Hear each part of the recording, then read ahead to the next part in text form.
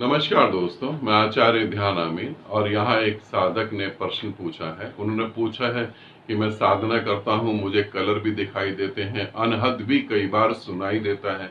गुरुदेव आपकी आशीर्वाद की वजह से सब कुछ संभव हो पा रहा है, मगर साधना करते हुए मैं क्रोध में आ जाता हूँ, तो जिनके प्रति क्रोध होता है उन्हें मैं गलत बातें बोलता हूँ या कहें बददुआएं दे देता हूँ। अब मेरी गति कैसे होगी? राइटिंग में दिया इसलिए मैं ऑडियो सुना नहीं सकता। अब मेरी गति कैसे होगी?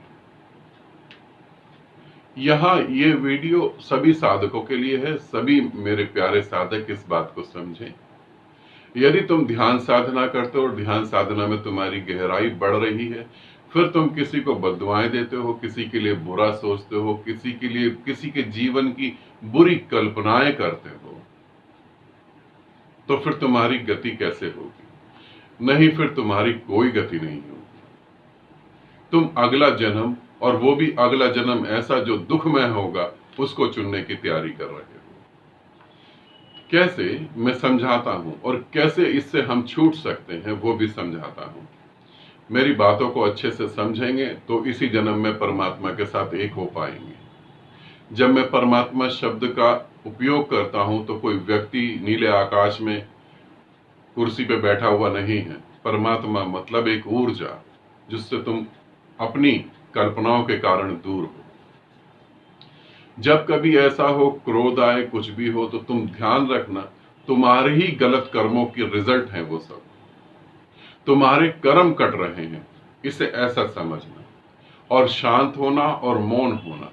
ज्यादा हो तो तुम रास्ता बदल देना, और ज्यादा हो तो तुम उस आदमी को उस आदमी के मुंह पे जवाब दे देना और हाथ जोड़ के अपना रास्ता बदल लेना। क्योंकि तुमने कभी ना कभी उनके साथ भी ऐसा गलत करा होगा, इसीलिए आज वो तुम्हारे साथ गलत कर रहे हैं। जो तुमने अस्तित्व को दिया है, अस्तित्व वही तुम्हें लौटाएगा। इस नियम को समझ। सभी संतों के साथ बहुत बुरा दुर्व्यवहार होता है। उन्हें पत्थर मारे जाते हैं, चप्पल मारी जाती है, सूली पे चढ़ा दी जाता है, मगर वो कभी भी किसी को बद्दुआ नहीं देते, क्योंकि उन्हें पता है कि उनके कर्म खत्म हो रहे हैं। इस बात को समझकर मौन रहने की कोशिश करेंगे। यदि मौन नहीं रह पा रहे तो फिर जवाब दे देंगे, अपना रास्ता बदल लेंगे। अगर मैं किसी को बद्दुआएं देता हूं, आप समझें, अगर आप एक पिता हैं, अगर आप एक माता हैं, अगर कोई बच्चा, अगर कोई आदमी, कोई स्त्री आपके बच्चे को गाली देता है, आपके बच्चे को मारता है, आपके बच्चे को चोट पहुंचाने की कोशिश करता है, तो उस आदमी को क्या आप गले लगा सकते हैं? थोड़ा सोचें। आपके सामने ही आपके बच्चे को कोई गाली बक रहा है, क्या आप उसे गले लगा सकते हैं? यदि आप उसे गले नहीं लगा सकते तो हम सभी परमात्मा के बच्चे हैं। अगर हम किसी को गाली दे रहे हैं तो क्या परमात्मा हमें गले लगा सकता है? बिल्कुल नहीं, वो आपको कभी गले नहीं लगा सकता। अब आप और कर्मों को बढ़ा रहे हैं और अब दोबारा जन्म लेने की तैयारी कर रहे हैं। क्या आप किसी गुरु के शिष्य को गाली दे रहे हैं और वो गुरु आपको गले लगा सकता है? बिल्कुल नहीं लगा सकता। समझें, गुरु बहुत परीक्षाएं लेता है, परमात्मा बहुत परीक्षाएं लेता है। एक छोटी सी कहानी जो बहुत ही प्यारी है, सभी साधकों को ये समझना चाहिए। एक छोटे से बच्चे का एडमिशन हुआ एक स्कूल में। प्रिंसिपल ने कहा कि आप दीवार की तरफ मुंह करके खड़े हो जाएं, जब तक मैं नहीं आऊंगा आप दीवार की तरफ ही मुंह करके खड़े हो जाएं, आप पीछे मुड़ के नहीं देखेंगे। बच्चा दीवार की तरफ मुंह करके खड़ा हो गया। छोटा था, शारीरिक रूप में छोटा था, मानसिक रूप में बहुत बड़ा होगा। संकल्प कर लिया, पीछे मुड़ के नहीं देखूंगा।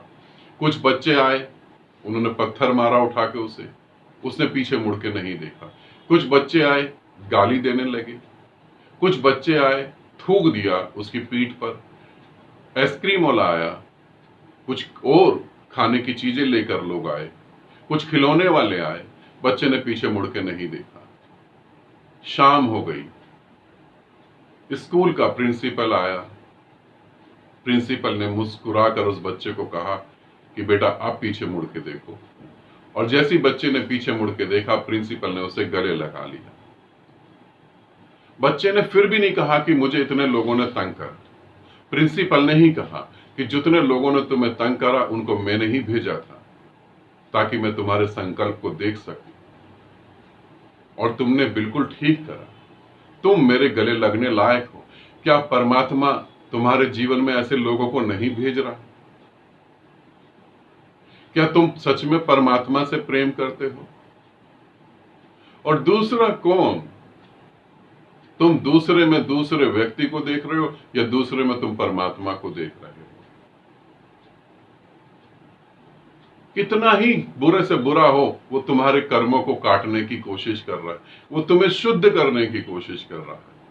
नहीं बर्दाश्त होता, रास्ता बदल लो।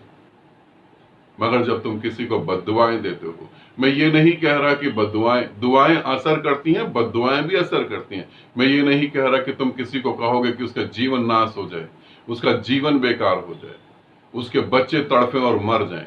मैं ये नहीं कह रहा कि ये नहीं होगा, बिल्कुल होगा।